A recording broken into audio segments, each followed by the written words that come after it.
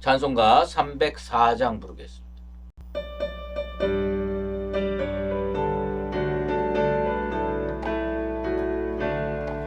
크신 하나님의 사랑 말로 다 형용 못하네. 저 높고 높은 별을 넘어 이 낮고 낮은 땅 위에 죄범한 영혼 구하려 그 아들 보내사 화목제물 삼으시고 죄 용서하셨네. 하나님 크신 사랑을 증량 다 못하네. 영원히 변치 않는 사랑 성도여 찬양하세. 괴로운 시절 지나가고 땅 위에 영화 새할 때 주 믿지 않던 영혼들은 그 소리 외쳐 울어도 주님의 성도들에게 그 사랑 베푸사 우리의 죄 사했으니 그의 이집다. 하나님 크신 사랑을 증량 다 못하네. 영원히 변치 않는 사랑 성도여 찬양하세.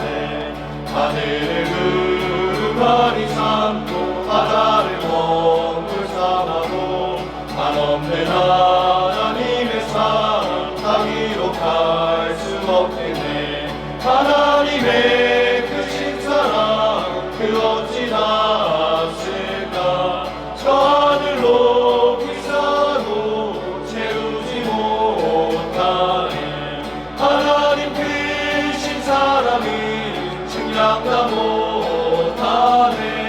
영원히 변치 않는 사랑 성도여 찬양하세. 기도하겠습니다. 전능하신 아버지 하나님, 오늘도 살아 계셔서 인간의 생사화복과 역사를 주관해 주심을 감사드리옵나이다. 아버지 하나님께서 지금도 우리를 붙들고 계심을 느낍니다. 주 하나님, 이 새벽에 깨워주셨사오니 오늘도 부족한 우리들과 만나 주시옵소서. 그리하여서 주님과 교제하며 사는 것이 얼마나 큰 은혜요 축복임을 새롭게 깨닫게 도와주시옵소서. 하나님 앞에 믿음으로 잘 살게 도와주시옵소서. 우리가 예수 믿기로 작정하고 지금까지 믿음의 길로 걸어왔는데 좌로도 치우치지 아니하고 우로도 치우치지 아니하고 주께서 가르쳐 주신 그 믿음의 길을 견고하게 지킬 수 있도록 은총 베풀어 주시옵소서. 세상은 우리의 믿음을 흔들려고 애를 쓰고 있습니다. 국가 상황이나 또 이 세상에 돌아가는 것들을 보면 정말 하나님 중심으로 저들이 사는 것인지 의심될 때가 한두 번이 아닙니다. 주 하나님께서 온 세상을 능력으로 지배하셔서 그들이 주님 안에서 믿음으로 바로 설 수 있도록 주께서 친히 통치하여 주시옵소서. 아버지 하나님, 이 나라 붙들어 주시길 원합니다. 분단되어 있는 이 나라 믿음으로 하나가 될 수 있도록 도와주시옵소서. 저 북녘 땅에도 복음이 증거되어서 그들에게 찬송이 나오고 말씀이 선포되는 복된 역사가 일어나게 도와주시옵소서. 아버지 하나님, 우리 사랑하는 성도들 기억하여 주시길 원합니다.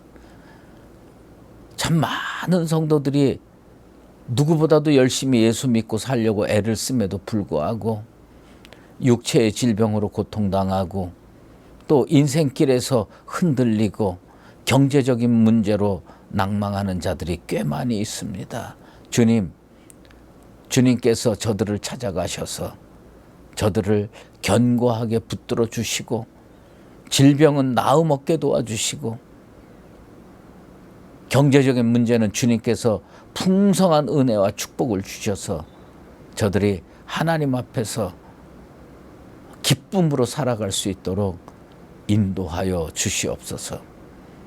우리 수유제일교회 주님 기억하여 주시길 원합니다. 광야 교회로 걸어가고 있습니다. 우리에게 보이는 교회를 허락하여 주시옵소서. 그리하여서 자손 만대에 이르기까지 그곳에서 예수 잘 믿는 믿음의 가문들이 이어지게 도와주시옵소서. 오늘도 말씀 앞으로 나아갑니다. 주님 친히 말씀하여 주셔서 이 시대에 우리에게 꼭 필요한 말씀으로 채워 주시옵소서. 예수 그리스도 이름으로 기도드리옵나이다. 아멘. 오늘은 사무엘상 13장입니다. 사울이 왕이 될 때에 40세라 그가 이스라엘을 다스린 지 2년에 이스라엘 사람 3,000명을 택하여 그 중에서 2,000명은 자기와 함께 믹마스와 베델산에 있게 하고 1,000명은 요나단과 함께 베냐민 기브아에 있게 하고 남은 백성은 각기 장막으로 보내니라. 요나단이 게바에 있는 블레셋 사람의 수비대를 치매 블레셋 사람이 이를 들은지라. 사울이 온 땅에 나팔을 불어 이르되 히브리 사람들은 들으라 하니 온 이스라엘이 사울이 블레셋 사람들의 수비대를 친 것과 이스라엘이 블레셋 사람들의 미움을 받게 되었다 함을 듣고 그 백성이 길갈로 모여 사울을 따르니라. 블레셋 사람들이 이스라엘과 싸우려고 모였는데 병거가 3만이요 마병이 6,000명이요 백성은 해변의 모래같이 많더라. 그들이 올라와 벳와엔 동쪽 민마스에 진치니 이스라엘 사람들이 위급함을 보고 절박하여 굴과 수풀과 바위 틈과 은밀한 곳과 웅덩이에 숨으며 어떤 히브리 사람들은 요단을 건너 갓과 길르앗 땅으로 가되 사울은 아직 길갈에 있고 그를 따른 모든 백성은 떨더라. 사울은 사무엘이 정한 기한대로 이레 동안을 기다렸으나 사무엘이 길갈로 오지 아니하매 백성이 사울에게서 흩어지는지라. 사울이 이르되 번제와 화목 제물을 이리로 가져오라 하여 번제를 드렸더니 번제 드리기를 마치자 사무엘이 온지라. 사울이 나가 맞으며 문안하매 사무엘이 이르되 왕이 행하신 것이 무엇이냐 하니 사울이 이르되 백성은 내게서 흩어지고 당신은 정한 날 안에 오지 아니하고 블레셋 사람은 믹마스에 모였음을 내가 보았으므로 이에 내가 이르기를 블레셋 사람들이 나를 치러 길갈로 내려오겠거늘 내가 여호와께 은혜를 간구하지 못하였다 하고 부득이하여 번제를 드렸나이다 하니라. 사무엘이 사울에게 이르되 왕이 망령되이 행하였도다. 왕이 왕의 하나님 여호와께서 왕에게 내리신 명령을 지키지 아니하였도다. 그리하였더라면 여호와께서 이스라엘 위에 왕의 나라를 영원히 세우셨을 것이거늘 지금은 왕의 나라가 길지 못할 것이라. 여호와께서 왕에게 명령하신 바를 왕이 지키지 아니하였으므로 여호와께서 그의 마음에 맞는 사람을 구하여 여호와께서 그를 그의 백성의 지도자로 삼으셨느니라 하고 사무엘이 일어나 길갈에서 떠나 베냐민 기브아로 올라가니라. 사울이 자기와 함께한 백성의 수를 세어보니 600명 가량이라. 사울과 그의 아들 요나단과 그들과 함께한 백성은 베냐민 겟바에 있고 블레셋 사람들은 믹마스에 진쳤더니 노략군들이 세대로 블레셋 사람들의 진영에서 나와서 한 대는 오브라 길을 따라서 수알 땅에 이르렀고 한 대는 벳호론 길로 향하였고 한 대는 광야 쪽으로 스보임 곧 골짜기가 내려다 보이는 지역길로 향하였더라. 그때에 이스라엘 온 땅에 철공이 없었으니 이는 블레셋 사람들이 말하기를 히브리 사람이 칼이나 창을 만들까 두렵다 하였음이라. 온 이스라엘 사람들이 각기 보습이나 삽이나 도끼나 괭이를 벼리려면 블레셋 사람들에게로 내려갔었는데 곧 그들이 괭이나 삽이나 쇠스랑이나 도끼나 쇠채찍이 무딜 때에 그리하였으므로 싸우는 날에 사울과 요나단과 함께한 백성의 손에는 칼이나 창이 없고 오직 사울과 그의 아들 요나단에게만 있었더라. 블레셋 사람들의 부대가 나와서 믹마스 어귀에 이르렀더라. 아멘.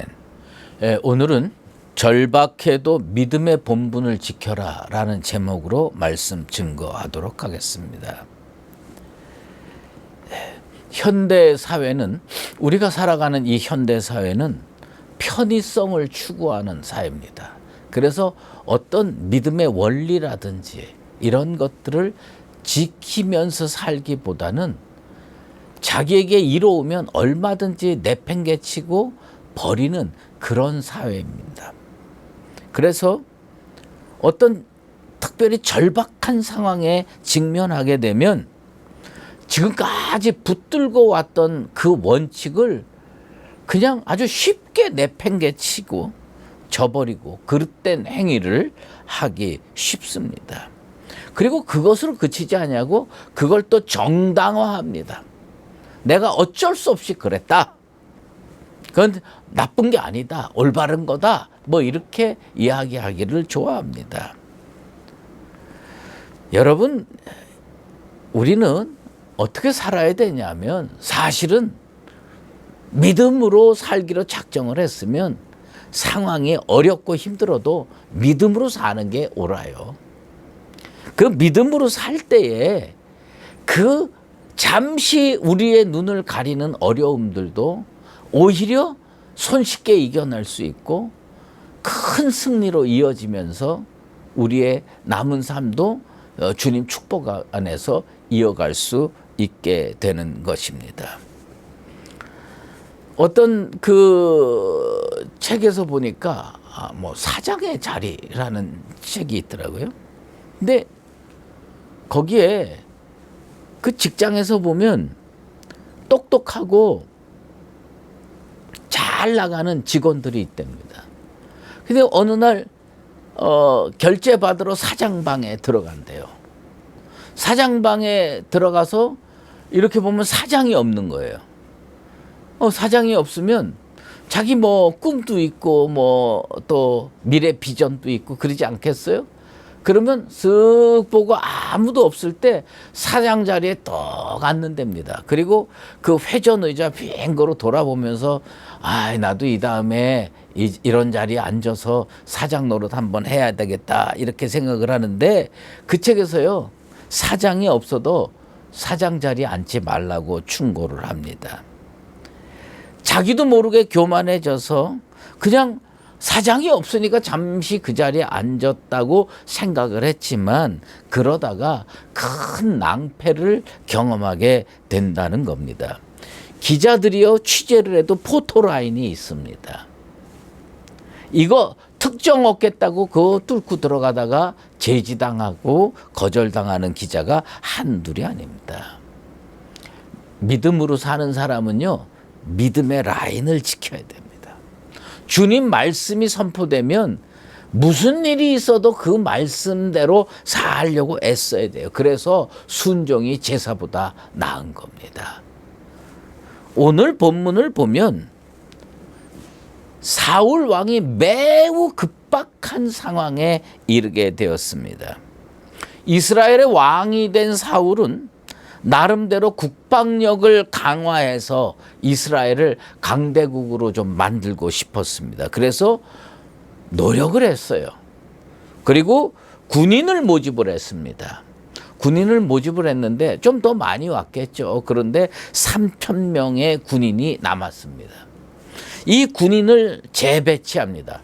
2,000명은 자기와 함께 거하게 하고 1,000명은 아들 요나단에서 주어서 베냐민 기브아라고 하는 곳에 거주하도록 했습니다. 요나단은 게바 근처에 주둔하고 있었던 블레셋 군대를 선제 공격합니다. 1,000명을 끌고 선제 공격을 했습니다. 결국 블레셋과 이스라엘 간의 전쟁으로 비화됩니다. 블레셋은 어마어마한 군대를 소집해서 이스라엘과의 전쟁에 임하려고 했습니다. 성경에 기록된 것을 보면 병거가 3만입니다. 그러니까 전차 부대가 3만 대가 깔려 있다고 생각해보세요. 어마어마하죠. 마병이 또 6천 명이었습니다. 그리고 얼마나 많은 군인들이 동원이 됐느냐면 해변에 모래같이 군인들이 많이 동원이 되었다고 성경은 기록하고 있습니다. 이 월등한 군사력 앞에서 이스라엘 군사든 절박한 심정으로 야, 이거 우리 죽겠구나. 이거 도저히 못 견디겠구나. 대부분 숨고 도망갔습니다. 그리고 3,000명 중에서 600명의 군사들만 남았는데 이 사람들도 벌벌 떨면서 꼼짝달싹 못하게 되는 겁니다. 군사들만 절박한 건 아니었어요. 그 사울 왕도 얼마나 절박했겠습니까? 더 큰 문제가 발생했습니다. 이스라엘은 전쟁을 할 때 선지자나 제사장이 와서 출전 제사를 드립니다. 하나님께 먼저 제사 드리고 양강나팔 불고 출전하는 겁니다. 그런데 사무엘 선지자가 정한 기한에 오지 않습니다. 원래 7일 일해 안에 오기로 했어요. 그런데 7일 동안 잘 기다렸는데 오질 않는 거예요. 전력 차이가 뭐 비등하면 기다렸을지도 모릅니다. 근데 전력 차이가 어마어마하잖아요. 여기는 600명이고 저기는 병거만 3,000명이고 마병만 600명. 이게 어마어마하잖아요, 차이가. 그리고 믹마스까지 블레셋 군인들이 진을 치고 전열을 다 갖췄습니다. 조금만 있으면 무슨 신호만 나면 돌진하고 왕 밀려올 그런 상황에 놓여 있게 되는 겁니다. 이런 급박한 전쟁의 현실 앞에서 사울 왕은 기다려도 오지 않는 사무엘 선지자를 대신해서 자기가 직접 출전 번제를 집례하게 되는 겁니다. 왜냐하면 사무엘 오지 않죠. 블레셋 군대 가까이 오죠. 백성들은 자꾸 동요해서 흩어지려고 하기 때문입니다. 그래서 자기가 제사를 딱 지냈는데 그 제사가 끝나자마자 기다렸다는 듯이 사무엘이 딱 하고 도착을 하는 겁니다. 여러분, 첫 번째 단추가 잘못 끼워졌으면 두 번째 단추부터 제대로 끼우려고 해야 되는 거예요. 첫 번째 단추가 잘못 끼워졌으니 두 번째, 세 번째, 네 번째가 다 잘못 끼워지리라는 법은 없는 겁니다. 그래야 첫 번째 단추가 잘못 끼웠으면 두 번째 단추에 제대로 끼워야 꼬인 상황이 제대로 풀릴 가능성이 있습니다. 사울 왕이 사무엘을 대신하여 번제를 끝내자마자 사무엘이 나타났습니다. 그리고 사무엘은 사울 왕에게 준엄하게 따집니다. 11절에 보면 왕이 행하신 것이 무엇이냐? 뭐냐? 왕은 왕의 일이 있어요. 국가를 통치하고 군대를 이끌고 전쟁하고 백성들을 편안하게 살 의무가 있어요. 왕은 왕의 일이 있고요. 선지자는 선지자의 일이 있습니다. 이건 다른 겁니다. 그런데 선지자가 할 일을 선지자가 오지 않았으니 왕이 대신할 수 있다. 이렇게 사울 왕은 생각했던 것이죠. 보이지 않지만 각자 해야 할 역할이 있고 또 넘지 말아야 할 선이 있는 겁니다. 그런데 사울 왕은 급한 마음에 넘지 말아야 할 선을 턱 하고 넘어버렸던 겁니다. 물론 엄밀히 따져서 보면 일의 안에 오기로 약속해서 정한 기한이 있어요. 그럼 뭐 편지가 오고 갔거나 전령이 오고 갔거나 했겠죠. 그런데 사무엘이 늦게 왔습니다. 사무엘에게도 책임이 있습니다. 그런데 지금 아까도 말씀드렸지만 사울 왕이 처해 있는 딜레마가 있어요. 그 딜레마가 뭡니까? 백성은 두려워서 흩어지기 시작했어요. 군대 600명 남았는데 600명에서 몇백 명 또 흩어져 봐요. 그러면 누구 가지고 싸우겠어요? 그러니까 이거 흩어지려고 하죠. 사무엘은 시간 안에 오지 않죠. 블레셋 사람은 믹마스에 진치고 지금부터라도 전쟁할 준비를 다 갖추고 대기하고 있죠. 그러니 사울 왕의 마음은 얼마나 급하겠습니까? 얼마나 절박하겠습니까? 위기 상황입니다. 사실 이 전쟁은 요나단이 시작한 거고 사울 왕이 시작한 거 아닙니까? 조급증이 생긴 거죠. 근데요, 조급증이 생기면 이게 인생이 잘 안 풀립니다. 조급증이 생기면요, 인생을 망칠 가능성이 참 많습니다. 하나님의 도우심을 구하는 자는 이런 외면적 현상을 믿음으로 이겨낼 수 있어야 돼요. 현혹되지 말아야 돼요. 그런데 사울 왕은 이 상황을 이겨낼 믿음이 없었습니다. 상황에 휘둘리지 말아야 되는데 휘둘려서 넘지 말아야 할 금도를 넘어버렸습니다. 그의 마음속에 그런 생각이 있었는지는 모르겠지만 비신앙적인 생각이 머리를 쫙 들고 또아리를 트는 겁니다. 제사가 그건 뭐 별거냐?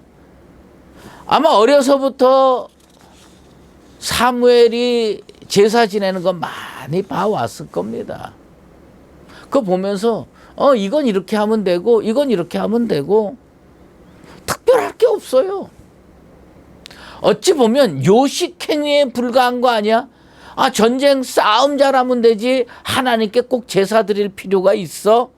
형식만 갖추면 누가 제사를 집례하든 무슨 문제가 있으면 무슨 상관이 있겠는가? 이렇게 생각했을 가능성이 있습니다. 그래도 블레셋과의 전쟁에서 하나님의 은혜를 힘입어 승리하고 싶었던지 이 조급한 마음으로 사울 왕은 그거 다 일로 가져와 내가 할게. 그리고 자기가 직접 번제를 집례했습니다. 집례 다 끝나고 번제 다 끝나고 이제 전쟁 나가려고 하는 그때에 사무엘이 나타나서 따집니다. 왕 잘못했습니다. 이거 뭐 하는 짓입니까?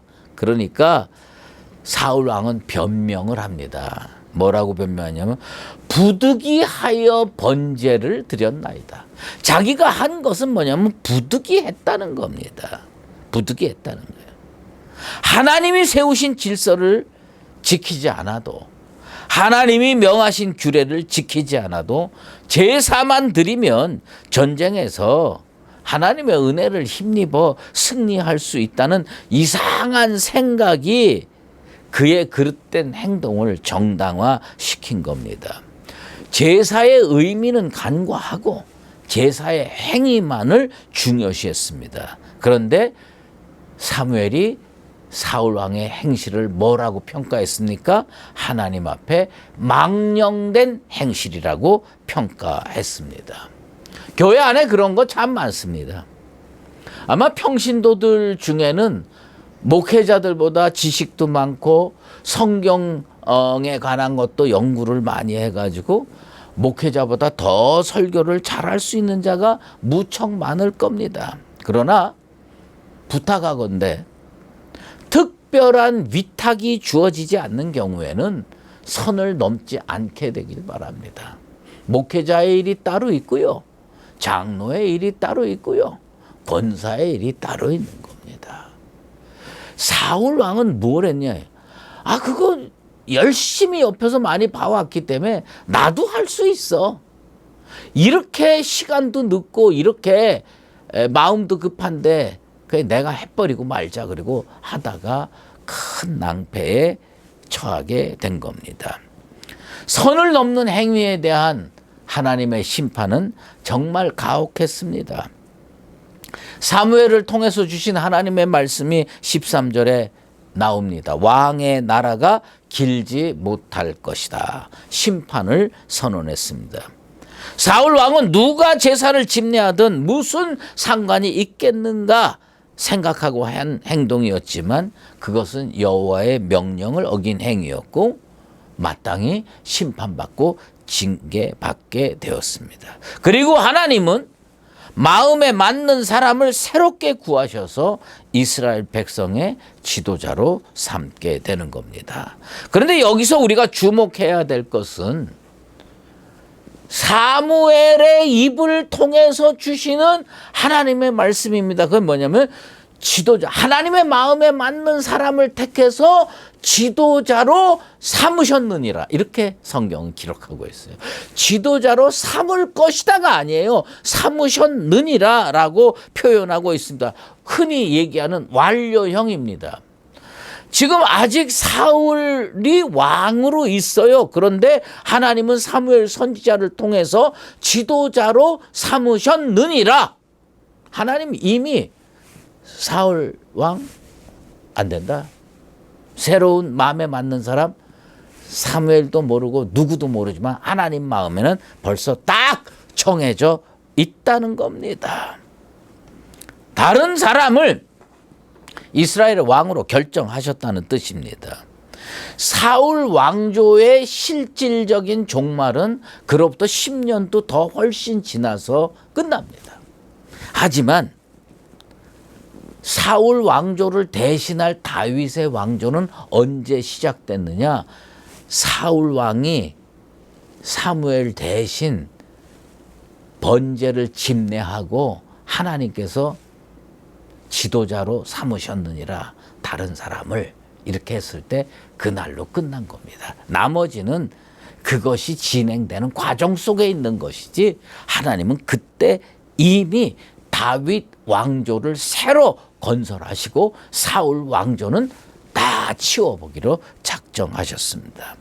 인생사를 살펴보면요, 사울 왕은 참 억울할 수가 있어요. 사울 왕도 잘못했고요, 다윗 왕도 잘못했어요. 여러분은 어떤 게 더 큰 잘못이라고 생각합니까? 사무엘을 대신해서 번제를 집례하는 사울 왕이 더 큰 죄를 저질렀습니까? 아니면 밧세바와 간통하고 우리아를 죽는 데까지 보내버린 다윗이 더 잘못을 했습니까? 누가 더 큰 잘못을 했는지는 우리가 평가할 수는 없습니다. 하지만 사울은 잘못했을 때 정당화했고 변명을 했습니다.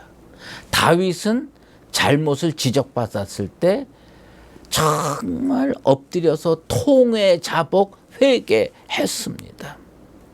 사울 왕은 부득이하여 내가 제사를 지낼 수밖에 없었다고 변명하였지만 다윗은 내가 그 사람이라고, 난 정말 잘못된 존재라고 정말 하나님 앞에 회개했습니다. 누구나 하나님 앞에서 잘못할 수 있지요. 인간은요, 죄된 존재이고요, 연약한 존재입니다. 하지만 하나님 앞에서 자기 행위를 정당화하려고 변명하는 것은 첫 번째 단추 잘못 끼우고 두 번째 단추 또 잘못 끼우는 겁니다. 그러나 다윗처럼 정말 잘못했어도 하나님 앞에 나와서 눈물로 통회 자복하고 회개하는 것은 두 번째 단추는 제대로 끼우는 것입니다. 어떻게 사는 게 옳은 걸까요? 절박하더라도 믿음의 선을 지켜야 되고요, 잘못했으면 회개하는 겁니다.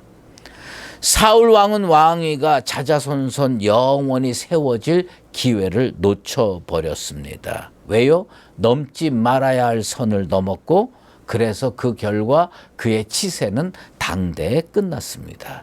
다윗은 정말 어마어마한 죄를 저지르고 큰 잘못을 저질렀음에도 불구하고 하나님 앞에 회개해서 하나님의 마음에 꼭 드는 사람으로 다윗의 후손 중에 만왕의 왕 구세주 예수 그리스도가 태어날 수 있는 축복의 가문으로 거듭났습니다. 여러분 어떻게 사는 것이 옳겠습니까? 절박하고 어렵고 힘들더라도 믿음의 정도를 걸어가십시다. 그리고 혹시 잘못됐으면 다윗 왕처럼 철저하게 회개하고 하나님의 마음에 꼭 드는 인생으로 살아서 여러분들의 가문이 믿음의 가문으로 세워지고 여러분들의 인생이 축복의 인생으로 세워지게 되기를 예수 그리스도 이름으로 축원합니다. 기도하겠습니다. 하나님 아버지 감사합니다. 오늘 사울 왕에 대하여 말씀을 묵상했습니다. 사울 왕은 정한 시간 내에 사무엘 선지자가 오지 않자 자기가 직접 번제를 집례하고 전쟁을 치르려고 했습니다. 그런데 그것은 하나님이 정해놓은 선을 넘는 어리석은 망령된 행실이었습니다. 그것을 지적하자 그는 회개하지 아니하고 부득이하여 할 수밖에 없었다고 변명하고 정당화했습니다.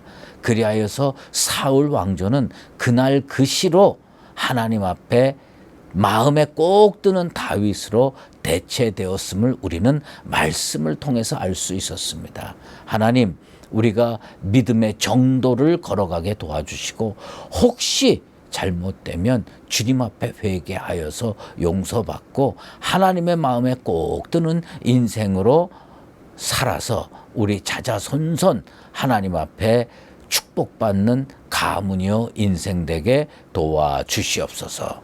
연하여 주기도문으로 기도하오니 하늘에 계신 우리 아버지, 아버지의 이름을 거룩하게 하시며 아버지의 나라가 오게 하시며 아버지의 뜻이 하늘에서와 같이 땅에서도 이루어지게 하소서. 오늘 우리에게 일용할 양식을 주시고 우리가 우리에게 잘못한 사람을 용서하여 준 것 같이 우리 죄를 용서하여 주시고 우리를 시험에 빠지지 않게 하시고 악에서 구하소서. 나라와 권능과 영광이 영원히 아버지의 것입니다. 아멘.